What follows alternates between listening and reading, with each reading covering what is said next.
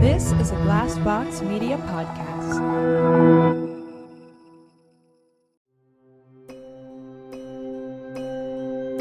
Welcome to the I Can't Sleep podcast with Benjamin Boster.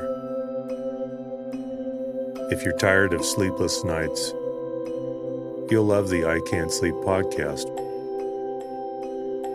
I help quiet your mind by reading random articles from across the web to bore you to sleep with my soothing voice.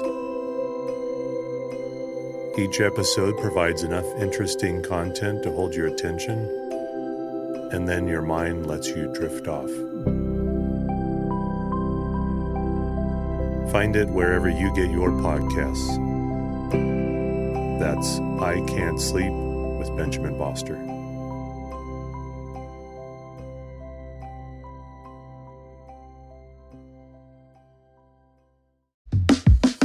Have you ever wondered what the top 10 most streamed 90s songs are? Or what about the top 10 highest paid dead celebrities? Hi, I'm Nick, host of the 10-ish podcast, a comedy podcast covering top 10 lists. Every week, me and my various sidekick hosts share trivia, fun facts, and hot takes as we try to guess each other's top 10 list. Here's a little preview. And it turns out people will just shock a guy to death if someone in a lab coat asks semi-nicely. Chickens outnumber humans more than 2 to 1. It is the only R-rated film to gross $1 billion.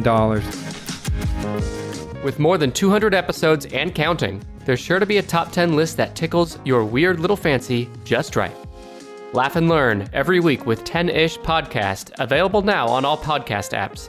That's 10-ish podcast.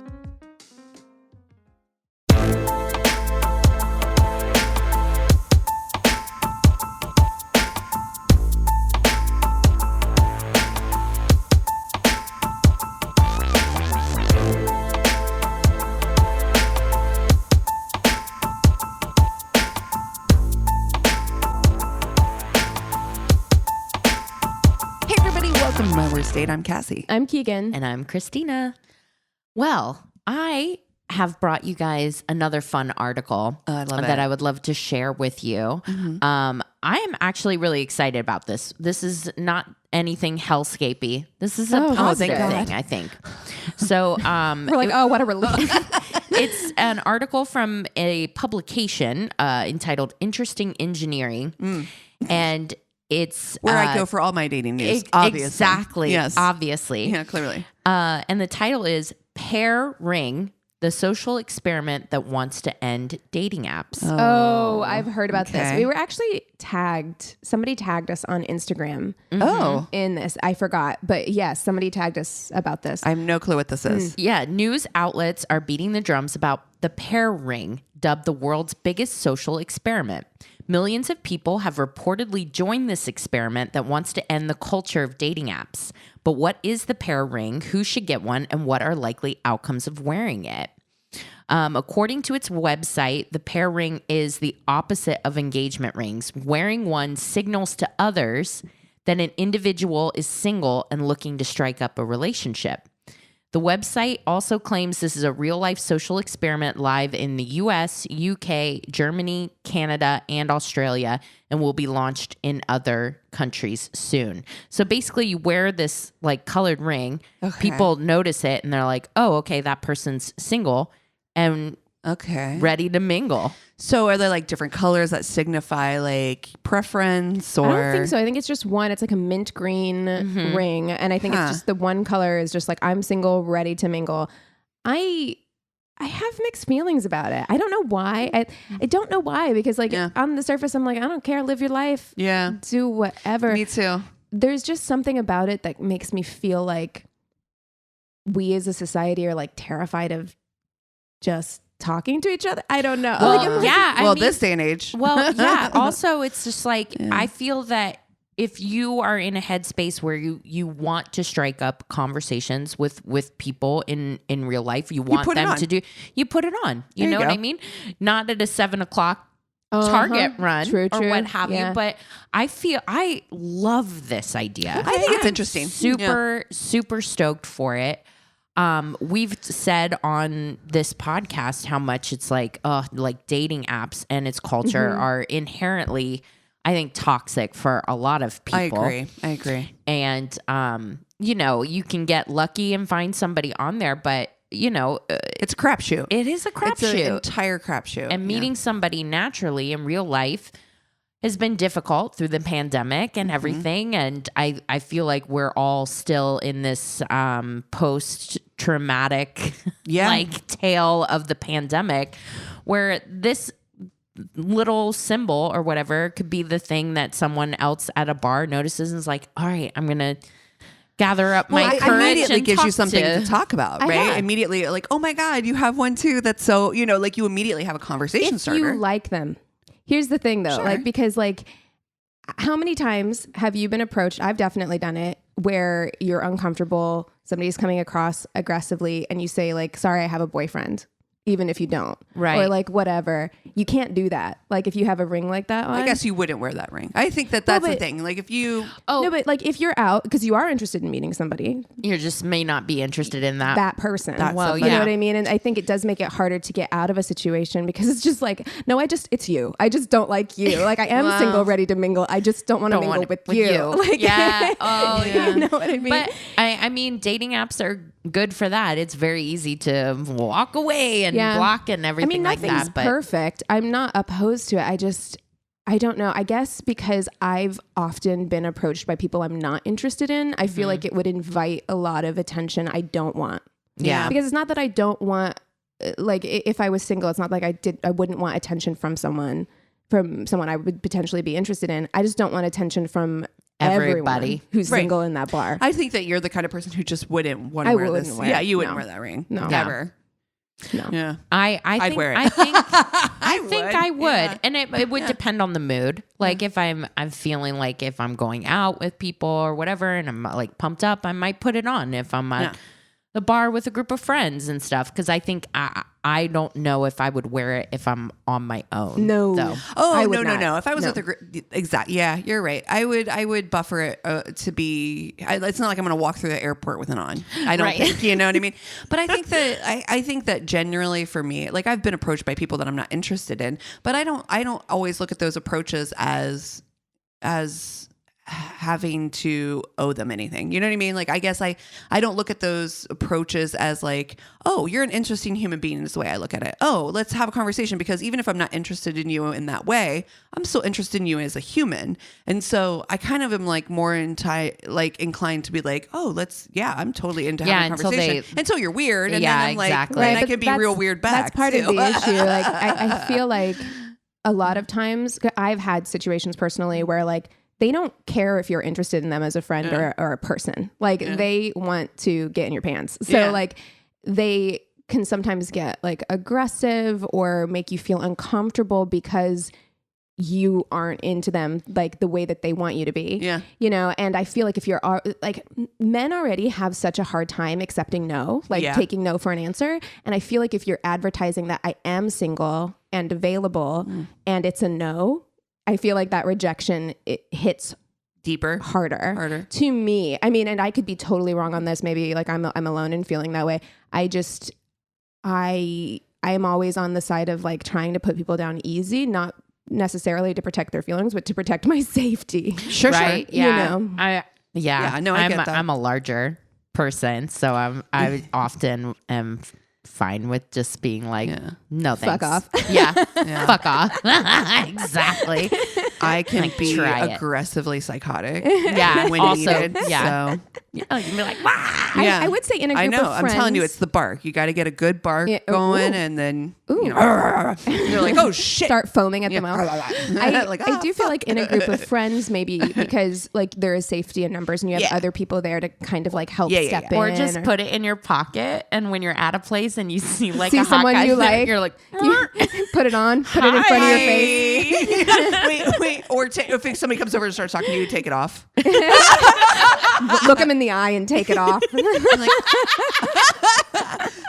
I love that energy. No, I honestly think that it's a cool step into getting us back off of the phones. I mean, we were having a conversation before we recorded about taking phone breaks and stuff, and just how much like we're wrapped up in this device now. It's like part of my hand, really. Yes. How fucking weird it feels to go anywhere without it, or to turn it off for a few hours. So I think that this younger generation being more interested in like bucking that and going out and meeting people, and I think it's great. You know, they have to, because I feel like, especially with the pandemic, like there was a whole conversation. I think that was an episode of Daily Zeitgeist where they had on like a technologies expert, and she was talking about how Gen Z in particular, like we have to start making these very conscious decisions to unplug because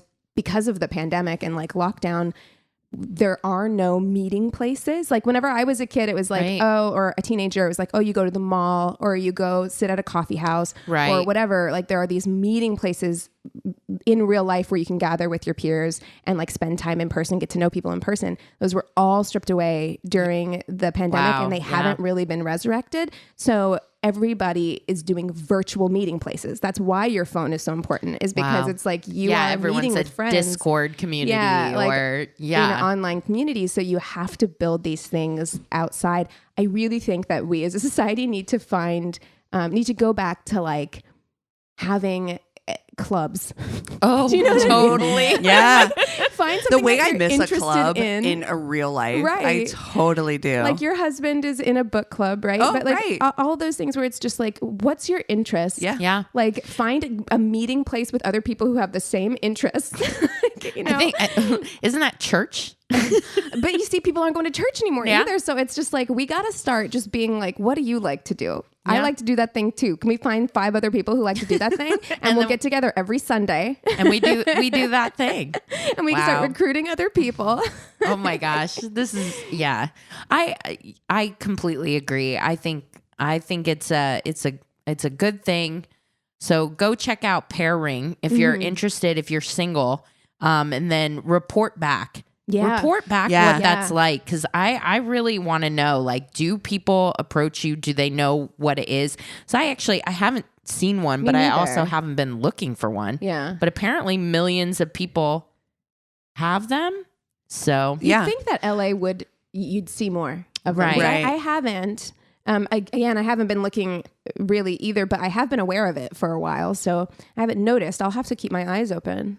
And see if I see it. I know now I'm going to just be looking for people with their ring. I'm literally looking everywhere for who this, that person was that was on. She was great. Her name was Gaia. I remember that. Oh, you're right. Her name was Gaia. I can't remember her last name. But if we find it, we'll let you know. But she was fantastic. That episode was really great. It was eye-opening. Yeah. Somebody talking about, the way that, because her book, actually, she just wrote a book, and her book is all about the way social media addiction affects your like brain and how to like cut back on it. She's a professor too. I remember she had professor of technology or something like that. But yeah, I mean, it's very interesting, and it's something that like I am trying to be more conscious of, but it's hard. It's so hard, because you're absolutely right. Like I sometimes plug my phone in my bedroom to go watch a movie in the living room, because I know if I don't do that, I will be not paying attention to the movie and on my phone scrolling. Yep. And I'll have to like pause the movie, rewind it, find the, like Professor Gaia Bernstein. There you go. But yeah, like it's, even when you're conscious of it, it's still really, really tough. Yeah. Oh man. Yeah. Well, who should we fuck, marry, kill this week? Oh gosh. I know. We're just talking about tech and Pear Rings. Yeah. We were talking before we started recording about how Timothee Chalamet is maybe dating Kylie. Kylie Jenner. It feels like, you know what? I gotta stop developing parasocial relationships with people, because it feels like a weird match to me. Yeah. Like their vibes are different. Anytime anyone from that clan starts dating somebody, I often think that their partners are like accessories. Yes. Do you know what I mean? They change their whole personality, their whole look and everything. And it's like, okay, is Timothée Chalamet the latest cool type of boyfriend to have the as an vibe. accessory? Yeah.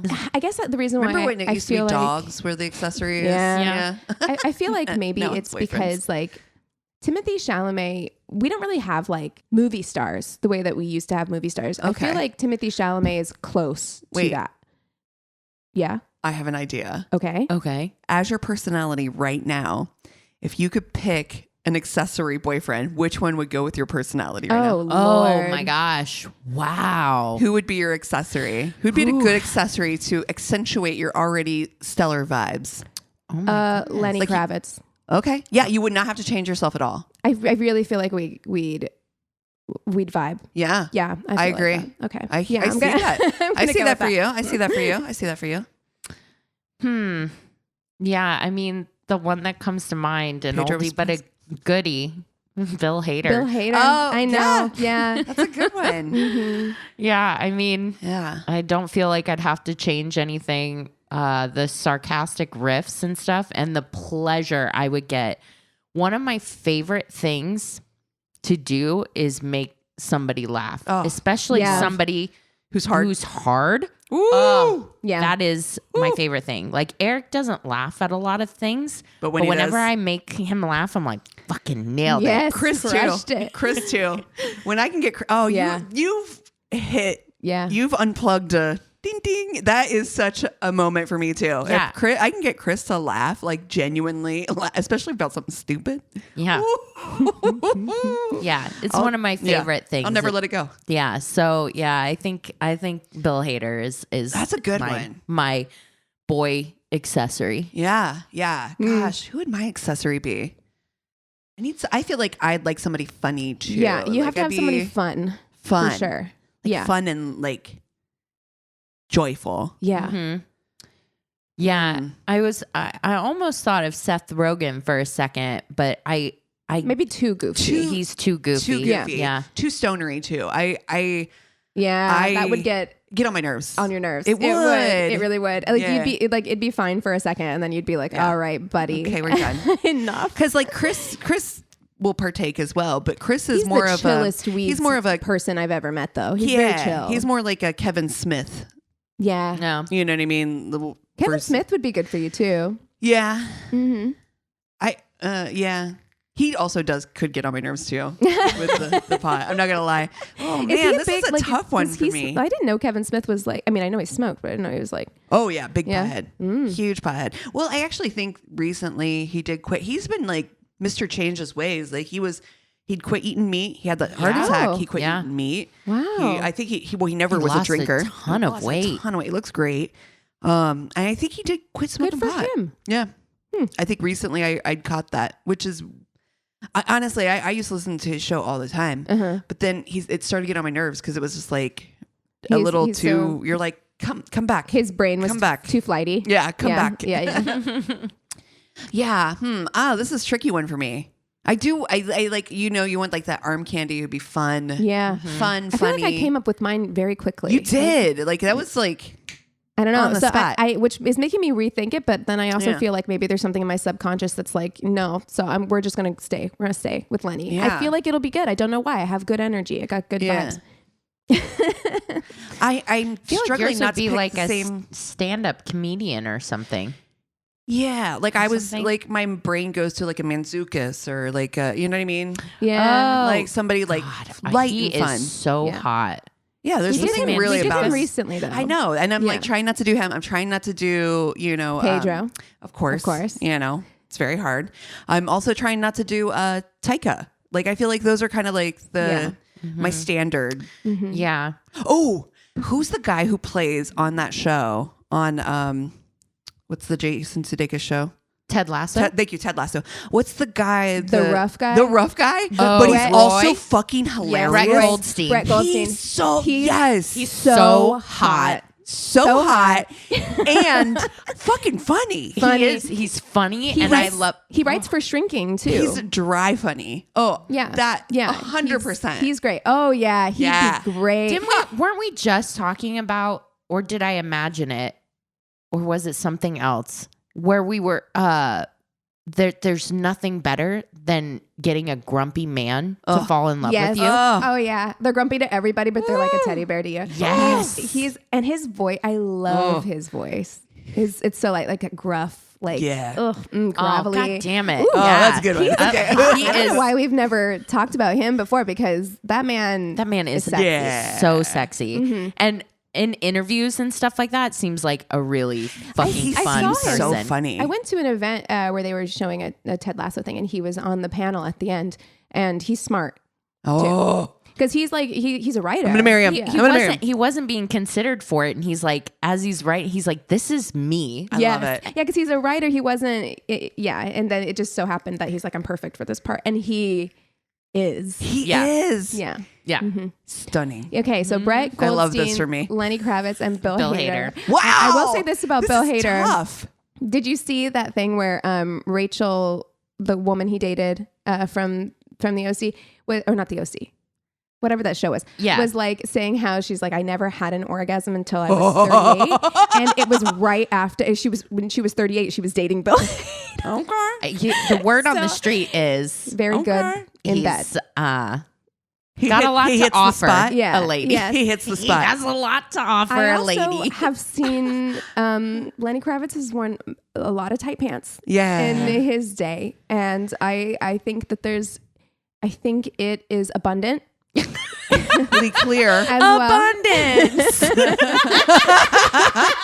This is what we wish for everyone this yes, season. yes. Abundance. It's the season of abundance. Yes, yeah. Wow. So as we head into spring. I'm gonna be honest. I think all three of these men are good in bed. Yeah.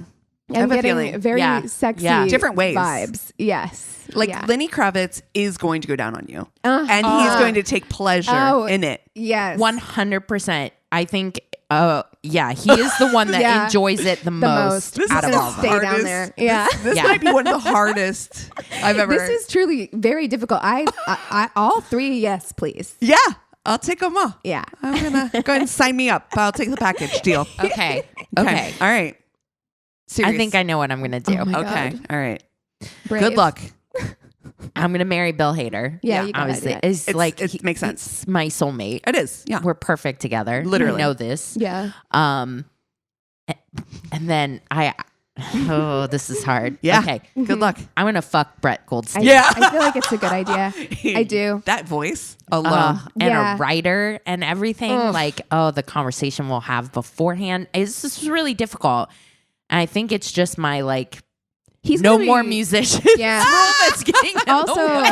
I feel like Brett Goldstein is going to be gruffer in bed, like rougher Yes. in bed. Yes. Yeah, like he's gonna do. There's gonna be some light neck work. I think that it will I turn hope it's a into light more bite neck. than a one night thing. I think I will carry on a long term affair. You're going to be with dickmatized. Brett Goldstein. Yes. Yeah.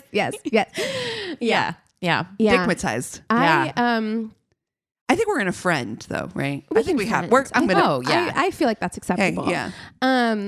I think I'm gonna marry Lenny Kravitz. I really like do. this for you. I feel like I can just be kind of weird. And like it will be great. He also has really good relationships with all of his exes. Like, Right. That's he a has great sign. good relationship with You're going to have low furniture to no furniture. It's going to be pillows. a lot of yeah. like lush fabric. Yes. Yeah. Yes. Many different fabrics. Yeah, he's gonna go to Thailand with me. We're gonna Yes. tour the temples in Thailand. You know what I mean? Like You're I going to feel meditate like so much. Yeah, yeah. There's gonna You're we're going to be svelte as shit Yeah. with all the yoga you're doing. so much. Ooh. Oh like my gosh. that man is also still. I don't know how old he is. His body still banging. Moisturizer. So much. Yeah. Moisturizer. I'm gonna be hydrated. Okay, you know what I mean. I love this You're for you. reaching your higher I self. am. And Yeah. my third eye is open. I'm. You know, are peak Keegan right yeah, now. I Yeah. will love it. I just know deep in my heart, I'm gonna kind of smell like sandalwood. You're gonna have like your own astrologist. Oh my gosh. She is going to. 100. Oh my God, she is going to answer the door to us and Only whispers. A shawl. Oh, yes. Yes. With her My arms collection open. of shawls. Definitely a shoes off household. Yes, absolutely. Absolutely. You're taking your shoes She's gonna. off. She's in a no joking manner gonna say namaste. Yes, Yeah. absolutely. Yes. I love it. Look, I love this for me. This is the reality I'm manifesting. This is the most Pisces energy. I love it. I'm finally gonna just put my hair in locks and just call it a day. Like it's I gonna love be this for great. you. I'm gonna be BFF with Zoe. I'll Duh. be the cool, stepmom. It's gonna be so great. Can't wait.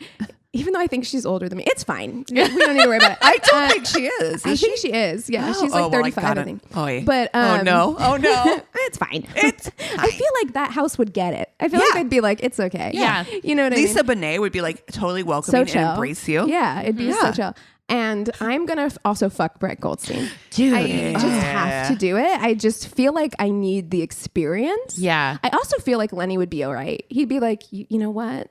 If Go this is what you explore. need, Yeah. then just I'll be here when you get back. I feel like it would be fine. Brett Goldstein looks as though his hands are slightly calloused. Yes. Oh, for no Yes. reason because he's a writer. Yeah. I know, but he still has Yeah. that calloused hands vibe where you're just like, They also strong seem hands. big because I don't think he's Yeah. very tall, but I get Yeah. big hand energy. You know what I mean? Yes. Yeah. I am going to marry Brett Goldstein. Yeah. And I think the reason is because he's the most down to earth without being woo woo, if I'm honest. Yeah. Right. Which I like Yeah. and I need. I need somebody who's going to like keep my crazy feet on the ground. Totally need to see. I think that too, because he's a writer, because he has like clearly a strong work ethic. There's something about that I will respect that. Yeah. Well, the fact that he was just like, no, I'm perfect for this, and like took a writ and did it, that's so hot to me. Ambition and Drive. Yeah. risk taking in that way, I think is very and hot. his writing Calculated is, risk-taking, is right? Yes. great too because he has a voice that's very familiar. Like when I found out he was writing on Shrinking, I was like, yep. oh, that makes so much sense. Yeah. Yeah. I just feel like we will have like intellectual conversations and we're gonna bang all the time. Yeah. That's my hope for our new life together. And then I am going to fuck It's hard. You can't. Lenny Kravitz. Yeah. They're Yeah. both good decisions. Yeah. Oh man, I don't actually know. You know what? Because I feel like he might try to do some tantric bullshit that I just am not into, and I'm gonna go with Yeah, Bill it's true. Hader. Bill Hader. I'm gonna let Bill bang it out, and I'm gonna be very happy in that. Yeah. Brett Goldstein is a Libra. Oh my God, he's my opposite. I love Libras. We are gonna love each other. Yeah. Oh, it's great. We're gonna fall madly in love and fall. I mean, I swear to you right now, if Lenny Kravitz is not a Pisces or an Aquarius, He has Aquarius vibes. he does. Bill Hader is a Gemini. I Gemini. love this. Okay. I love Geminis. Now let's check on Mr. Kravitz. Two air signs so far. If we round this out with an Aquarius, I mean, imagine. This is going to be, I love this for our candy, though, situation. I do too. This is I a do great too. accessory. All of us are going to look really nice on the red carpet. Oh, We're going to look real good. Stunning. I love this for us. It does say he's a Capricorn rising. Okay. But Why is his rising That's sign coming really up first? weird. It's weird. Yeah, that is very strange. They have a whole natal chart on him. Oh my Of God. course. Who? Yeah, God. that makes sense. On who? Oh, Lenny Kravitz. Yeah. That tracks. He's a Gemini. I Oh, love it. All three air I signs. love it. I That love is it. very Yeah. Ah. Me too. I love this for I love us. this for us. I'm happy for us. Anybody got the hookup? As Go the ahead. only fire sign in the room, I am have been loving this. asking for hundreds of I episodes know. now if anyone knows Bill Hader, and I'm here we are. rather disappointed Yeah. that it hasn't Truly. manifested yet. Honestly. Yeah, it's true. Someday, That someday. was fun. That was fun. We do have a couple new patrons that I want to give a quick shout out to. Very exciting. So, shout out to Christina Race and Amy Cortez. Welcome. Yeah. Thank you so much for joining us on Patreon. We are so, so grateful. I know what Keegan wants to say is she's so honored and blessed that she holds her prayer hands together. I do. I have prayer hands at my heart right now. I really Please do. join us by taking off your shoes and entering our abode. Oh, yes, thank Welcome, you. We worsties. feel so honored that the universe brought you into our lives. But no, really, like I feel like we don't always say it as much, but we couldn't do what we do. We wouldn't be able to be where we are right now in our in-house studio that we were able to create if it weren't for all the people who have supported us throughout the years on Patreon. And even if you haven't been able to support us financially, if you've just been writing reviews or sharing the show with people, that means the absolute world to us. So thank you so, so much. Yes, thank you. Well, you guys want to take 5 and then we'll come back with stories? Yeah. Sounds good. Stuck in the J.O.B. Can someone set me free? I've had enough of this. This life is meaningless. Hey, this is Dan Miller, host of the 48 Days to the Work You Love podcast. Here's a sample listener question. Dan, I barely graduated from college with a 2.4 GPA.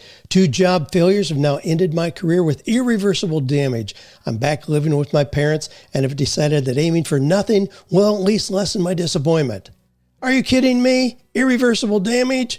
Those failed jobs are probably the best part of your education. Do you know the average GPA of millionaires in America is 3.7? Instead of going to grad school or getting a fancy job, they figured out something they were passionate about and knocked it out of the park.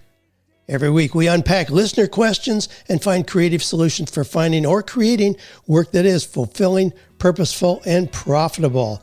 Check it out on the 48 Days to the Work You Love podcast. And we're back. Okay, I will kick us off with stories. This one is short, but you know how it is. Like sometimes you get a story that's like, it feels a little too long for a shorty, but isn't super long. So here we go. A few years ago, I was going out on a ton of dates from online dating. Anyway, I set up a dinner date with a guy. I got there first and decided to just go ahead and get a table. A couple minutes after being seated, I look up and see my date coming toward me. I get up and say hello and give him a big hug, and I sit down and ask him how his weekend's going.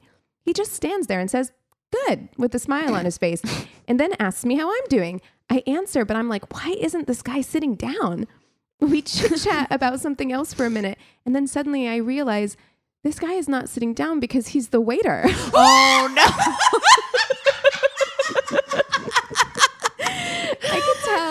I could tell quickly that the waiter was trying to place me. He thought we must know each other. No. She gave the waiter a hug. Oh my God. The way that would jolt me awake at night. Oh, no. Oh, my God, totally. Oh, my God. Remember oh my that God, oh my time God, I oh my hugged God. the fucking waiter for no Oh my reason? God. Anyway, I was so embarrassed. I decided to just play along. My date arrived. He got a hug too. The waiter's like, that's just how she is, bruh. Yeah, she's very huggy. She's very touchy. At the end of dinner, the waiter dropped off the check and said, "It was so good to see you again." He's like, I had must know her. I don't know. He is literally texting all his friends. Do you remember? And he's trying to describe her, taking slide pictures. Do we know this girl? Dude, honestly, that is something that could happen to me because like the number of times we were just talking about that on a recent episode, like the number of people I've met at bars who I'm just like, we are BFF now. Like your number is in my phone. Like we are friends. Don't see them again. And if they ever recognized me out, I forget it. Literally no way I'd remember. Forget it. And then they call you right in front of you. And you're like, you're Sharon from the bathroom. You're Sharon hair tie. Exactly. Oh my God. Oh my God. All right. Here we go. This one is a little bit long, but I know this feeling exactly. And I don't know if it's a Capricorn thing. So keep that in mind. I don't know if you guys have gone through something like this, and we'll discuss. Okay. So she says, a few years ago, I was a few months out of a long-term relationship and wanting a bit of physical affection. So I hopped online. I found a woman a couple hours away whose profile I liked, and we hit it off. Couple hours. Yeah. Already. I'm like, We met up for coffee, discussed what we were both into, and overall just had a good time. So we scheduled a time to get together later. Well, the day comes and I have everything arranged. Candles, mood lighting, scented oils, flowers, chocolates by the bedside. Okay, you got thoughts. This is a woman too. Oh, okay. Just so you know. But I'm like, look, we don't know each other. Presumptuous. Oh, maybe they know 2 it's hours. a hookup. I mean, yeah, okay. exactly. Maybe That's a very elaborate hookup. I know Cassie would not be into Oh it. fuck no! you're- Get me the fuck out of here. Yeah. You walk in, there's like Scented candles. soft jazz. My So- skin's curling. she's in lingerie. The works. Wow. And I answer the hotel room door. Oh, it's and a her hotel room. Eyes It's a hotel room. grow wide. Okay. She immediately seems surprised and, to be honest, a little nervous, I think. It would make me nervous. I'd be like, it's too much. I'd feel like it was too much. That's a lot of pressure. It's a lot of pressure. Yeah. I hate it. So we chat for a bit in an effort to get her to relax. She mentions offhand she had a long, stressful day at her physically demanding job. So I offered to give her shoulders a rub to relieve some of her tension. Cassie is gonna set that hotel room on fire. She's like, I am absolutely not. crawling out of my skin. Nah. Oh, I feel so. Just getting those like I'm oils actually- out to give the massage. They're so tense. I am. You're right. I'm very tense. I don't like this. She strips down and lays on the bed, and I straddle her from behind to give her a long, deep back massage. Get me out of here immediately. She seems really into it and just kind of melts happily into the bed. Then a few minutes in, she goes completely limp. Yeah. I think Night night. that's weird and ask her if she's okay. No response. I stop. Nothing. I peer over and try to read her expression. Hard to gauge. And then she starts snoring. Yeah. Of course. And I'm like, are you fucking kidding me? I hop off and just kind of stare at her in disbelief for a moment, basically willing her to wake up until deciding, Bitch, you know made what? A spa You made her room. too comfy. You made a spa room and then you offered a massage. Yeah. I'm sorry. I don't know. What did you think was going to happen? Until I decided, you know what, this is stupid, and go lie down on the other side of the bed, where I end up just twiddling my thumbs, feeling pretty ridiculous. So there I am. Wake her up. Full face of makeup, hair and nails done, lingerie, garter belt, thigh highs, still wearing my come fuck me heels. Look, I have to say, this is on her. Yeah. That is way too much. Yeah. You did not know this Yeah. person like that yet. Like to be assuming that all of that was worth it. Okay. Like I'm not doing that shit. I'm not paying if I'm getting my hair and nails done. and a hotel room, Yeah. and all the accoutrements, Yeah. No. like She spent a pretty penny on Yeah. this date. Yeah. And this relative stranger is lying face down in her boxer briefs and nothing else, snoring away, doing her best impression of a starfish beside me. I remember staring at the ceiling, thinking to myself, this is bullshit, before grabbing my phone to kill time in the hopes that she'd eventually wake up on her own from her little power nap and we could resume. Why not just wake her up?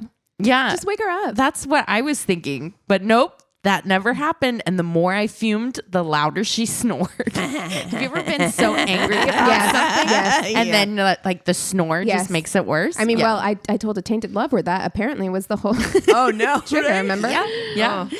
Eventually, I got up, kicked off my heels, took off my makeup, threw a blanket over her, and crawled in beside her, but not without shooting a few withering looks over my shoulder. You told her. Yeah. Oh, no. At one point, she even rolled over in her sleep to my side of the bed, practically pushing me off, and promptly proceeded to drool on my pillow. I mean, I will say that this is pretty funny because it's like her falling asleep is not unusual. It's like, she was comfortable. People fall asleep in massages all the time, but her staying asleep for the whole night. yeah, she's like, night, night. She said she's got a very Physically demanding job. Yeah, Listen, exactly. the way I did last night, I Yeah, came home like- after my day and I was like, turned on a show that like I immediately forgot. Yep.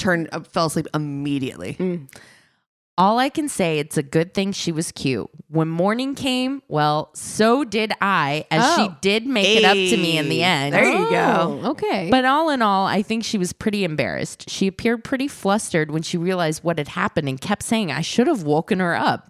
But at the You same should have. time, despite my retrospectively comical annoyance, I figured, well, if she was exhausted enough to pass out with a nearly naked woman straddling her hips, then she probably needed the rest more than anything else that was on offer that night. We said our goodbyes afterwards, and once I made sure she had gotten home safely, I promptly deleted her number and we never spoke again. Oh, wow. Oh, no. Wow. Yeah. She was like falling asleep on. Well, I mean, she was all dressed up, all dolled up, It and would someone be hard fell not asleep. to take that, like your ego. Yeah. I mean, she did make up for the next day, though. She did. Yeah. Yeah. I'm surprised they're not married. I'm not going to Give lie. her another chance. All right. Have I got a story for you? Freshman year of college, I met a guy at Starbucks in the mall of my hometown. I was doing a reading assignment and had books spread out everywhere and had gotten up for a coffee. The guy who was sitting next to me at the next table asked me what I was working on. And when I sat back down, we started talking about English lit and college and stuff for about an hour. I asked if he was in school too. He said no, he actually did stunt work. He said that he was doing some management for a retail since he'd been in between stunt jobs. I asked what the last thing he'd done had been, and he said the previous year, this was in 2008, so 2007, he'd been in New York doing work for Spider-Man 3. Neat. Okay. Okay. When he left, he got my number and asked if he could take me out sometime. The next week, he scheduled a date. He picked me up. Mistake. Don't do this with strangers. Yes. Well, we've said this. We said this, yeah. We've said this before. Never have them come to your house. Never go to their house on a first date. Took me to the town square. From the start, we didn't have a whole ton of chemistry. Then little bits of information started leaking out. Ruh-roh. Uh-oh. It turns out by managing for retail, he meant he worked part-time at a phone kiosk in the middle of the mall where I'd met him. Okay.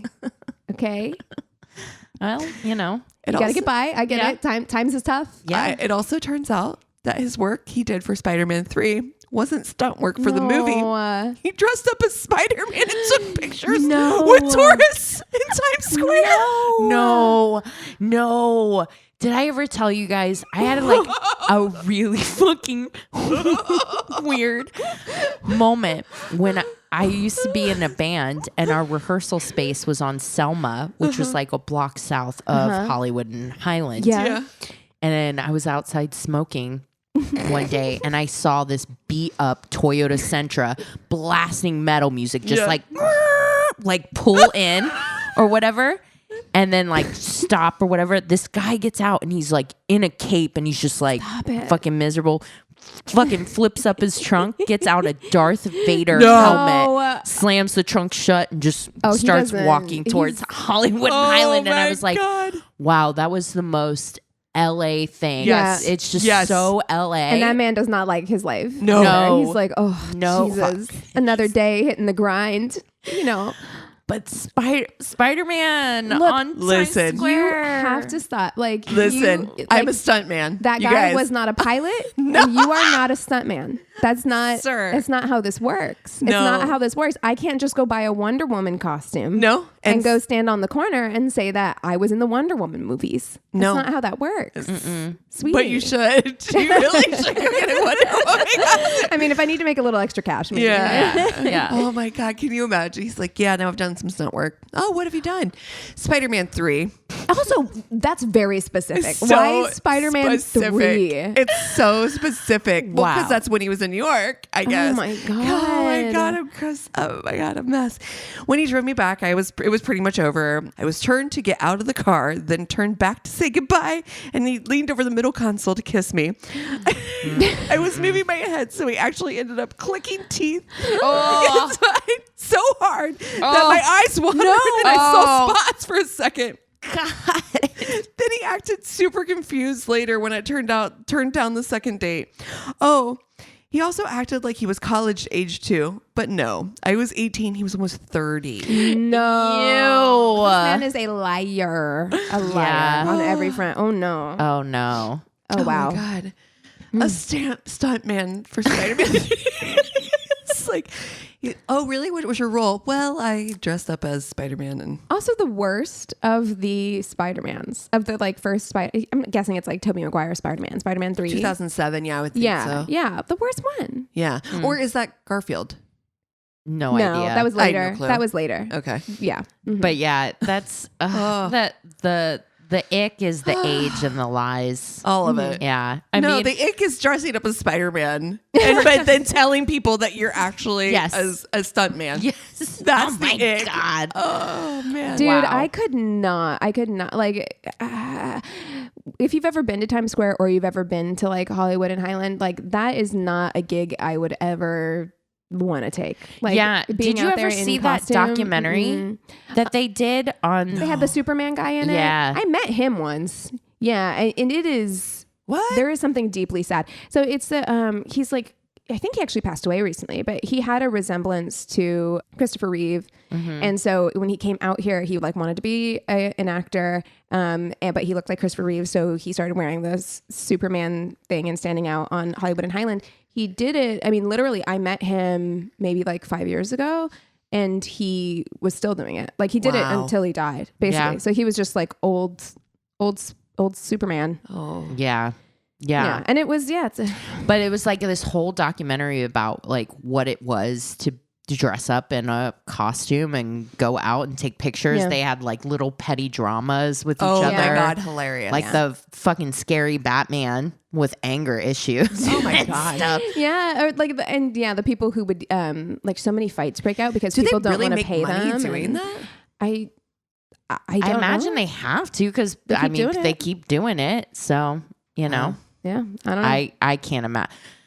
It's not for me. It's not for me, but then also like T-Con comes to visit. She wants to walk Hollywood and then like pays like, I don't know. I think she paid like over $100 Stop to take a picture it. with No. a snake. No. Someone was just one of those snake people. No.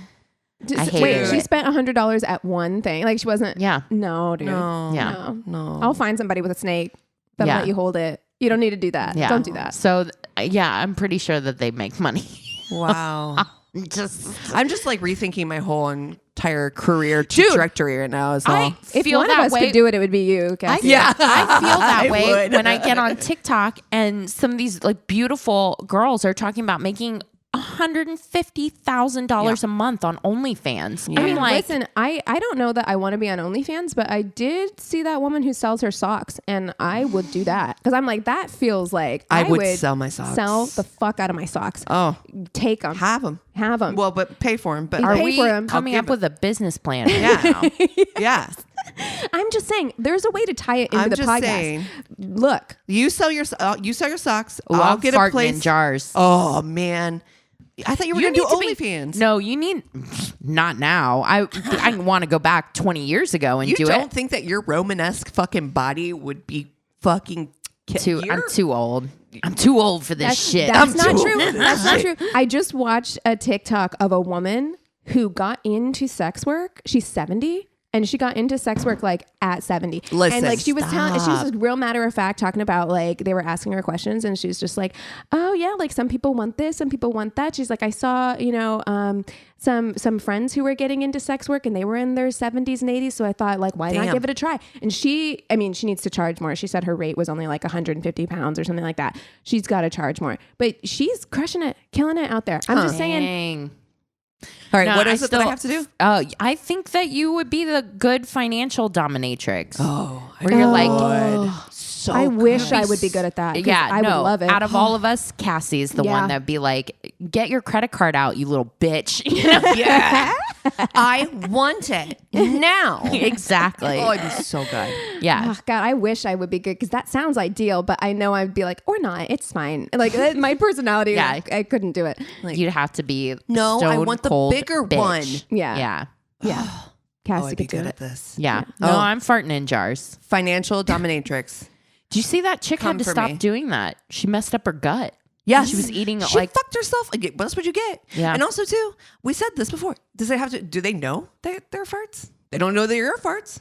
yeah, exactly. You work smarter, not harder. That's exactly True. right, ma'am. Outsource. Outsource. You're making enough money. Yeah. Just Yeah. get other people to fart in What jars. was she doing? Was she eating like too many legumes? I think so. Yeah. She just like really fucked up her Your body gut. can't process that many. And Yeah. as a vegetarian, you got to take it easy. You really do. I feel like we give out really great advice on this podcast. exactly right. Despite it not being an advice podcast. Despite our efforts to completely tell people that we are not an advice podcast, we have given out some real strong That's one you can take to the bank. Don't, Dude, if I had made $150,000 a month in my 20s, well, I'd still be poor. I'd be exactly where I am right now because I would have spent Cassie would have spent it. I know you and I, Christina, though, we would have been squirreling that shit away. I would have done a little bit of both. I'll be honest. Me too. I would have bought a nice property, knowing that later it would have been me money. I would have spent it, but I would have spent it on things that I knew could have had an ROI and shit. Yeah. Oh. Anyways, here we are. Yeah. Hey, if you're in your 20s, find something. Take money. Give us a call. Get the we'll help bag. you. I mean, I feel like we'll be your agent. Exactly. That's what we should be doing. Oh yeah, agent for an the OnlyFans obscure. No, I have too many tattoos. I was like, can I have an OnlyFans with like not my face in it? I'd do that. I think maybe. Oh, I definitely couldn't. Yeah, like all tattoos. Too many tattoos. Yeah, we're your agents, Agent Obscura. There you go. Yeah, there we go. Business plan. TM. You heard it here first. Well, you guys want to take 5 and then we'll come back with the Tainted Love? Yes. Yeah. Because he's dribbling piss on that for sure. Well, we're recording. Right. Well, Spider-Man costumes stink. Yeah. And I stand by it. And we're back. Keegan, tell us all about your Tainted Love. Okay. All right. So this is the Tainted Love story of Wendi Mae Davidson and Michael Sterling. This one I had never heard before. Interesting. Okay. I saw it initially on because I just get like recommendations on YouTube. And this is a woman named Kendall Ray. I think I've talked about her before, maybe possibly. I think you have. Yeah. Because sometimes I get ideas. I have a whole like YouTube folder of like Tainted Love options where like if I'm like, oh, I really need to find something, I can go into that folder and like find pull something. It up. Yep. Okay. Wendi Mae was born on July 23rd, 1978 in San Angelo, Texas. She was raised in a really rural area on a ranch. It was very like ranch life in Texas. So she was always around animals. And so she knew from a very young age that she wanted to work with animals. And then like as she got older, she was like, I want to be a veterinarian. Which I do feel like is I feel like when, especially kids in like the 80s and 90s, there was like 5 professions that everybody was like, doctor, lawyer, veterinarian, teacher, astronaut, the president, the it's always like something like that, aspirational. But she was like, I want to be a veterinarian. And in high school she was super high achieving. She was a great student. She volunteered for the local vet clinic, so she like stuck with it. She was a volleyball player, basketball player, and cheerleader throughout her high school career. So she was very high achieving, and her parents really valued that. They put a lot of stock in, working really hard and doing really well in school, and like appearances were also really important to them. After high school, she ended up going to Angelo State University and completed all of her prereq courses in 2 years before moving on to attend Texas A&M to study veterinary medicine. She grew up in a really religious house as well. So they were pretty strict, in addition to being very appearance oriented. Yeah. So when she got to college... I can only imagine so what this her worked out well, I bet. It was like, too, when she finally gets like... out. Yeah. It usually works out really well. Really usually strict, no problems. high pressure households. Not that I know from personal experience, but will tend to lead to kids like lying and hiding a lot of their mistakes and everything, and just better at lying. That's exactly right. Yeah. So, I mean, she was inexperienced when she went to college, and like, I don't know a ton about like what her life was like. Like she cut loose a little bit, and she did end up getting pregnant while in college. She ended up having her son Tristan in 2001. In 2002, Wendi completed her education in veterinary medicine and moved back to San Angelo with her son, where she began working as a vet in the local clinic there. And it was while she was working there that she met a man named Michael Severance. So Michael was a couple of years younger than Wendi. He was born on July 20th, 1980 in Lee, Maine, where he, lived until he graduated high school. And after he graduated high school, he was like, he told his dad, his mom died when he was in high school, and he told his dad, like, I just want to stay in, Maine as like my home base, but I want to drive trucks. Like, he's like, that's what I want to do. I want to be a truck driver. And his dad was like, like, you've only ever experienced life here in Lee, Maine. Like you should like try and get out and explore more of the world before you decide that you want to like settle down with this career and stay here. I know this story. You do? Yeah. So he encouraged his son to look into joining the military. So he ended up joining the Air Force. So he joined the Air Force and he was deployed 5 times because this is around, 9/11 and everything. So he was deployed 5 times, and it was actually after 9/11 that he was promoted to the rank of officer. He was very dedicated to his career in the Air Force, and he ended up being stationed in Abilene, Texas, which was right near San Angelo. It was like the next town over. So he met Wendi in 2003 at a local bar when he asked her to line dance with him, which is the most Texas way to meet somebody, right? He's like, Don't I need see the you pear got, ring. I was just going to say, I see you got a pear ring. Would you like to line dance? Can I interest you in a line dance? So at the Don't end... tell my heart. Exactly. Yeah, Friends in Low Places played that night. Oh, somewhere. 100%. For sure. Also, this is 2 years after 9/11, so how much patriotic country was playing in that bar? Proud to be so American. So much. Right near an Air Force base? Yeah. So much. Yeah. At the end of that night, Wendi gave Mike her phone number, and which is something that she didn't usually do. She wasn't like big on dating. I mean, she had a vet practice and she had a young son, so she was kind of just like busy. She's busy. Yeah, not very a big dater, but she didn't line dance with many folk. No. Yeah. But she saw something in Mike. She really liked him, and she ended up leaving after only like an hour and a half or so because she actually got an emergency call at the vet clinic. Hashtag vet life. Yeah, vet life. So she gave him her phone number and was like, call me sometime. So he did. They connected. They went on several dates. They really liked each other. And it was only a few weeks later, like a month and a half later or so, that Wendi got pregnant. Oh. She's very fertile. Yeah. And by the time their baby Shane was born, the couple had only known each other for like a little over a year, because like 9 months of pregnancy and then like a few months on top of that, like not very long. Right. But she says that, they were really happy at the time. He got along great with her other son. So they were like, let's get married.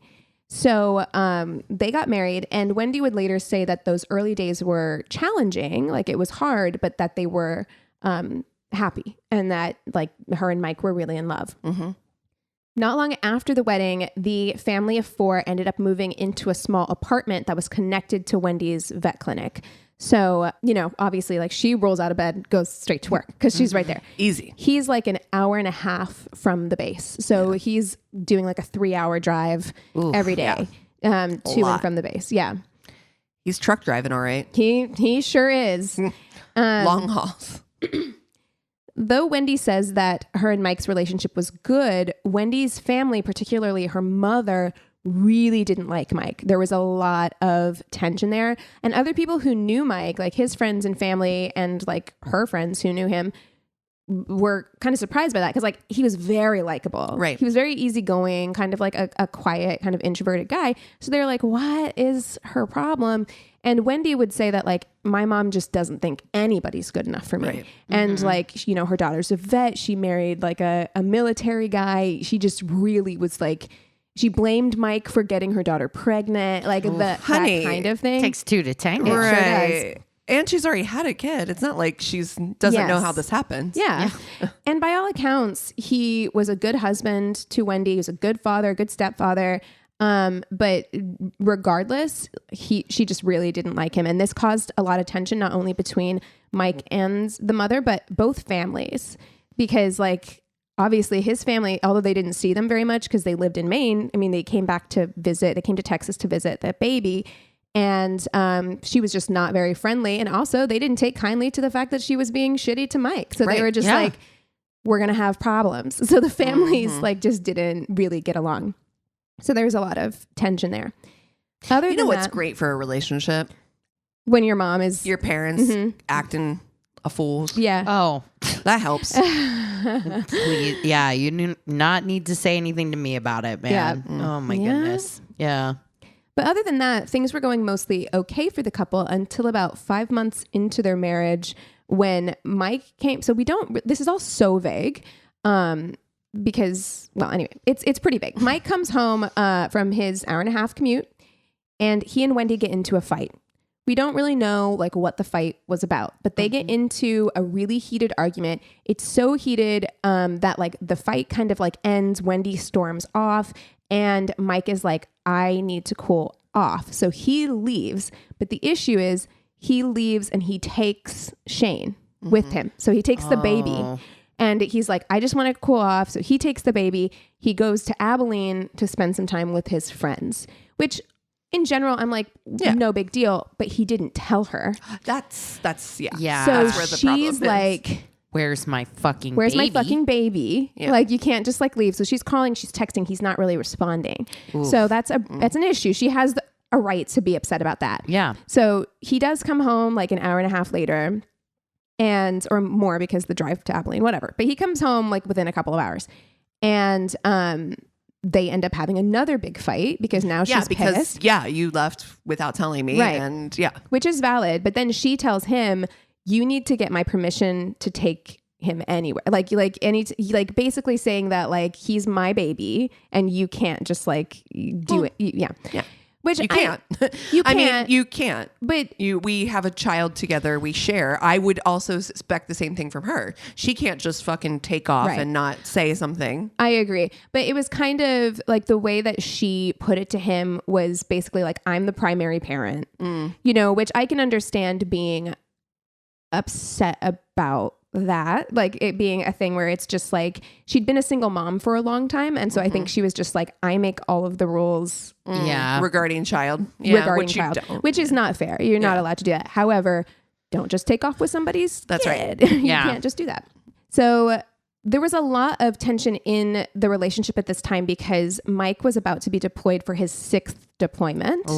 So there was that going on that was coming up very soon. And then this was on like a Thursday or Wednesday or Thursday. And on Sunday, they were supposed to go to Maine to visit his family before the deployment.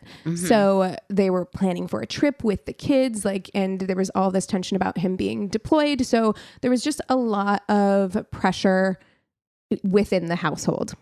So after that, things kind of cool down. Friday comes along. They're like, let's go to dinner. Like, let's have like a nice like date night. So they go out to dinner on Friday night. And according to Wendi, they have a good time. They go home, they go to bed. The next day on Saturday, she says that she kisses Mike goodbye and then she heads off to work next door or whatever. And then after work, she takes the kids over to her parents' house and then she goes home. On Sunday, which is the day they're supposed to leave for their trip to Maine, she calls her mom and she's like, I don't know where Mike is. I can't find Mike. Okay. So it's had to have been like 24 hours because she says she saw him on Saturday morning. She doesn't call anybody until Sunday. Yeah. And she calls her mom and she's like, I can't find him. I don't know where he is. Then she calls Mike's dad in Maine and she's like, we won't be making the trip because I don't know where Mike is. So we're not coming. Like, we're not going to Maine. Okay. And as the dad, he's like, excuse me? Yeah, excuse me. Yeah, the day of your trip. Yeah. Okay. Yeah. Do you take your children to stay with a family member the day before you leave on a trip? Like, I would imagine, I've taken trips with my children. You're taking your children with you. Wouldn't you have them at your house so that you guys are ready to get up and all go to the airport or wherever Well, together? they didn't stay the night. That's the thing is like, so after work on Saturday, they went to her parents. They just hung out there for the evening. And then they all went home Saturday night. Oh, okay. But that to me is almost weirder because I'm like, you were at home. You knew Mike wasn't home when you got home. Like, and you just didn't say anything to anybody. You didn't contact anybody until, so you hadn't seen him since Saturday morning. You didn't contact anyone for 24 hours. Yeah, that's weird. So did she just think he was out all night? And that's a normal thing? Yeah. So she's like, hey, we're not going to make it to Maine. And then she spends the rest of the day sleeping on and off. She doesn't contact anybody. She doesn't contact law enforcement until 6:45 that night. So 6:45 in the evening, she finally is like, all right, well, I'm going to call and report Mike missing because I haven't heard from him. Nobody's heard from him. The very next day on Monday, Wendi files for divorce from Mike and a restraining order. Weird.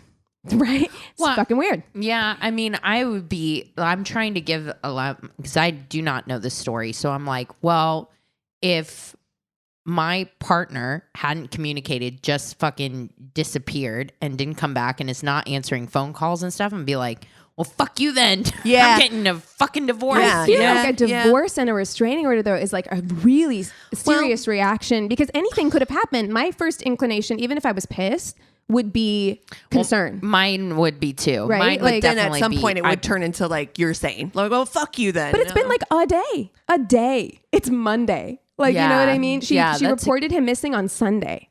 So I'm just like, I wouldn't. But if he had been actually missing since Saturday, that was like, you're going from, okay, worried, concerned. But if he has done this before, I mean, I guess. Yeah, I mean, I'd be calling local hospitals. I'd be calling the, friends. It's all a kinds weird of reaction. things. I couldn't see either of you immediately jumping to filing for divorce and Well, restraining we've also order. been with our partners longer than just 1 year. A year and a half or whatever. But strange. Yeah. And keep in mind that according to her, things with Mike, other than that fight that they had, according to her, things with them were good. Like their families didn't get along, but like they were fine. That's what she said. And like, why a restraining order? Why a restraining order whenever there was no everything's fine. I would like a restraining order. Yeah, there were no allegations of abuse or anything. Right. Like, so it didn't make sense. And she would later say that she did this because her mom told her to. Well, her mom was like, "You does should sound go. like her mom's a You should cunt." go." So Truly, yeah. When people expressed concern that Wendi wasn't more concerned about Mike's sudden disappearance, she was basically like, well, Mike didn't really want to be deployed again, and he's been drinking a lot lately, so I just think he went AWOL from the military and disappeared on purpose. And people who knew Mike were confused by this because he took his position in the Air Force so seriously. Yeah. They were like, he would never just desert. Yeah. Right? Like, he's already been through 5 deployments, but I mean, yeah, I don't know. Yeah. So this is all so strange. It didn't seem like he would just like no contact his family. Yeah, no, it's very weird. And also, people who have careers in the military, they know that this is a possibility, even if they're upset about it. And also, having already served 5 tours, he was an officer. If it was something that he felt like he needed to get out of, not necessarily that they would let you out of another deployment, but you could go to your superiors and talk to them about it, because it could be a mental health thing. It could be any kind of thing. And he would know that. Yeah. So for him to just go AWOL like this and right before a trip home, just didn't make any sense. Right.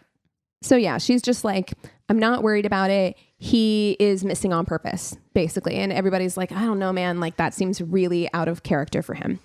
So police bring Wendi in for questioning about 4 days after he was first reported missing.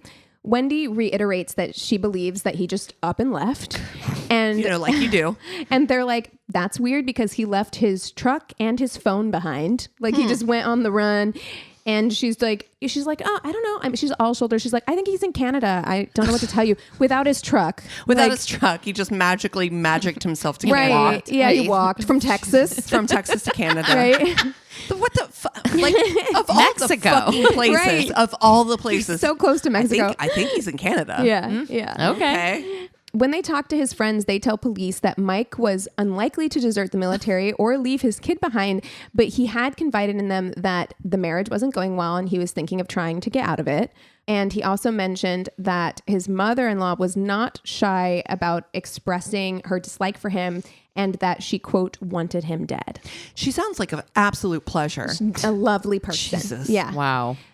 Once Mike was missing for about 10 days, Mike's higher-ups at the Air Force called up the Office of Special Investigations, which is basically the law enforcement arm of the Air Force, and asked them to take a look. Because they were like, look, man, like we know him. This is like they officially labeled him as AWOL, but his higher-ups were like, this isn't wrong. Yeah. Doesn't feel right. So can you please go work with the local police on this case? So they did. The OSI and the San Angelo police get together. They coordinate their efforts.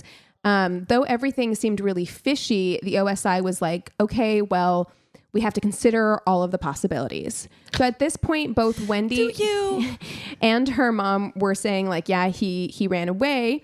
So they were like, maybe Wendi is, maybe he's hiding out locally and like Wendi knows about it. And like, maybe like if we track her, we could find him. Right. So they're like, let's keep it open to all possibilities. So the OSI gets permission to put a tracking device on Wendi's car because if she's bringing him supplies or whatever, they want to know about it. The day after putting the tracker on her car, Wendi takes a 1-hour detour after work to a ranch that's owned by the same person who owns her vet clinic, which is this guy named Terrell Stevens. According to the tracker, Wendi stops at a pond on the property for about an hour and a half before getting in her car and heading back home. So she drives an hour and a half. She stays for an hour and a half next to this pond and then drives all the way back. Police asked Terrell Stevens if they can search the property. And when they do, he's like, by the way, Wendi and Mike have access to that property anytime because they have a horse that's stabled there. So they can get onto that property at any time. And the property has several bodies of water on it, several ponds. When police examine the property, they aren't able to locate anything of note. However, when police searched Wendi's home after Mike went missing, they made a copy of her hard drive. And it was around this time that the results from Wendi's internet searches came in. Always. Guys, you have to, what are you doing? How to murder my husband. What? You're why would you Google that? Why? Just curious. I just, I'm writing a paper for what? Wondering about it. Myself. I was just interested. But one of her most recent searches was, how does a body decompose in water? Jesus Christ. God. Suspicious. A couple days later, the OSI officers show up at Wendi's clinic while she's working, and they're like, yeah, what's the deal with these searches? And she gets like kind of nervous. People who cannot like lie, you know what I mean? Shouldn't like, do bad shit. Don't do crime. Yeah. Don't do crimes. Yeah. You know what I mean? Because she's getting all shifty. She's getting all all nervous about it. And she's like, well, after Mike went missing, I knew that people were searching bodies of water for him. So I just got really curious about like if he was in a body of water, what would happen? Yeah. And they're like, but this search was 2 weeks before he went missing. Weird. So, you know. And the cops are like, yeah, we're not buying that. FYI, we're going to drag all the ponds at the ranch property. And at this, like, Wendi loses it. She gets so upset. You shouldn't do that. Why would you do that? That's a dumb idea. You don't need to do that. Why would you do that? That's you don't dumb. need to do that. No, It's so stupid. That's so stupid. Why you waste your resources? My tax dollars go to... she gets all Karen on him.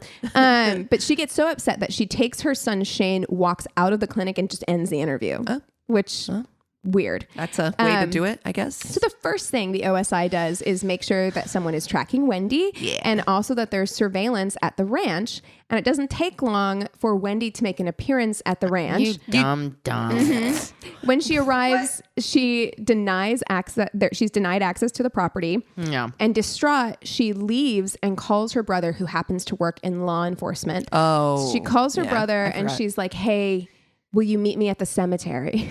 She's like, are we in? What kind of movie are we in right now? So he agrees.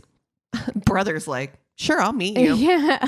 But when he gets there, she tells him that on the Saturday that Mike went missing, Wendi came home from work to find Mike dead in the apartment. She says that she panicked. She believed, just knew in her gut, that someone in her family was involved in Mike's death.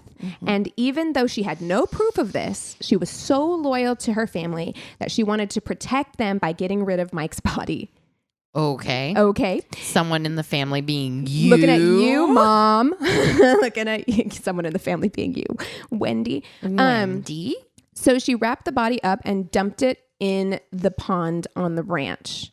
So you don't say. Yeah. She's like, I had to do it to protect the family. Yeah. So while she's telling him this story, her parents arrived at the cemetery because she had called them as well. So everybody is just family meeting at the fucking cemetery. Like you do. Weird. Of course. And she tells them the same story. And so her brother Marshall is like, oh, okay. 9-1. fucking one. Yeah. Calls the cops immediately Yeah, and tells them. he's like, I don't give a fuck. And he's like, I'm not losing my job over this. No. Yeah. No. So Dumb bitch. he calls the cops immediately and is like, I think I know where Mike's body is. So police arrive. They arrest Wendi for tampering with evidence. They question her as well as her parents and brother, who all just repeat the exact same story that Wendi told them, though her mom remains adamant to investigators that she had nothing to do with Mike's death. Wendy's dad was basically like, listen, Yeah. all I'm saying is I could see how she might think my wife did it. She really hated Mike. Yeah. Wow. The dad's like, look, I don't think she did it, but also she really hated that man so much. So I can see where these I can see where it rumors came from. Yeah. I can have started. see- I see the trajectory. So they do find Mike's body sadly, in the pond. And right away, they can see that the body has stab wounds. 41 stab wounds Oh, see, that's not the mom. That's That is a Wendi. lot. in the chest and abdomen area. That's a lot. So they go back to Wendi trying to get more details, and she explains that when she came home and found Mike's body, she managed to get it into a cardboard box, and with the use of a ramp that she made out of a couple of planks of wood, she was able to push the box into the bed of her truck. Then she loaded her kids into the cab of the truck with his body in the back. And the three of them went to the pond where Wendi disposed of the body. And there's so fucked up, dude. There's an ABC interview with her where she's talking about this, and she is so weirdly unaffected. Like, Yeah. she's so matter of fact about it. Because she's like, isn't that crazy that I thought I would just be able to pick up this cardboard box with his body in it? Like, that's, Yeah. I was just not thinking clearly. You know, she's so. My God. Further inspection of the body revealed that it was not the 41 stab wounds that killed Mike. In fact, they were delivered after he was already dead. Post fucking mortem. So this is in the interview as well. Like, they ask her. She's so angry. Well, she says that, you know, because they ask her in the interview, they're like, what's the deal with the stab wounds? She's like, well, I did that to release the air and gas in his body so it would sink. She's like, I stabbed him that many times. There were puncture wounds so that the air and gas in his body would be released so he would sink. That's what she said. And again, she's very matter of fact Fucking about gross. it. 41. Psychotic. 41. After about a month after the body was found, the final autopsy results come back and reveal that Mike's death was caused by 3 different animal tranquilizers, all 3 of which were easily accessible to Wendi at the vet clinic where she lived and worked. While searching Wendy's vet clinic for evidence, they found in her records a prescription for one of the drugs that had been in Mike's system for a chihuahua named Wheezy. Tiny little chihuahua, like 5 pounds. Wheezy's like, this isn't my fault, guys. No, because I didn't do it. Wendy was like, yeah, that I gave that drug to that dog for seizures. And they're Right. like, if you gave that amount to that dog, it would have killed that dog. Yeah. And it was Times like 3, coincided- right? Yeah. Like, it was insane. And it coincided with the amount that was in his system. So they were like, seems suspicious. Wendi, who was out on bond, was now arrested for first-degree murder as well as evidence tampering. While Wendi is in jail, the prosecution discovers that right before Mike's death, the military had just upped his life insurance by $100,000, which was kind of the final piece in the puzzle because they're like, what is her motive really? Like, he was getting ready to be deployed. Like, they weren't getting along, but like, he was getting ready to be deployed. Like, what's the motive? They think that the motive is the money. Wow. Jeez. Yeah. Wendi was now facing 99 years in prison, and her defense attorneys tried all kinds of things to get evidence thrown out. When that didn't work, Wendi wrote a letter to the judge telling him that she couldn't go to prison because she was pregnant. Okay. She wasn't She's pregnant. not pregnant. She was. What was the end game? Yeah. What do you think was going to happen there? Facing this kind of prison And also, time. You don't think that they put pregnant women behind bars? They I'm just like, I just told a story where they did. Yeah. Yeah. Like, it's not, that's okay. So what? I know it's Texas, but like, facing this kind of prison time, Wendi decided not to risk a trial and pleaded no contest to the charges. So she basically didn't admit guilt. Like, she wouldn't admit that she was guilty, but she admitted that there was enough evidence to convict her should they go to trial. So she was just like, I'm just going to plead no contest. Wow. She took a plea of 25 years and was up for parole in 2019. Her parole was denied, but she is due to be reevaluated next year in 2024. That person is not safe. No. Because No. what in that story, leads somebody to a crime like that? What the fuck? She claims to this day that she did not kill Mike and has suggested that perhaps Mike had a secret drug problem and took his own life. Yeah, tranquilizers. Took the tranquilizers himself. Okay. She stands by her story that she only decided to get rid of Mike's body because she thought that someone in her family killed Mike and she was trying to protect them. For the record, the medical examiner has said that it would be very unlikely and very difficult for anyone to have intentionally taken that amount of tranquilizers that were found in Mike's system. So the idea that he did it to himself was almost definitely bullshit.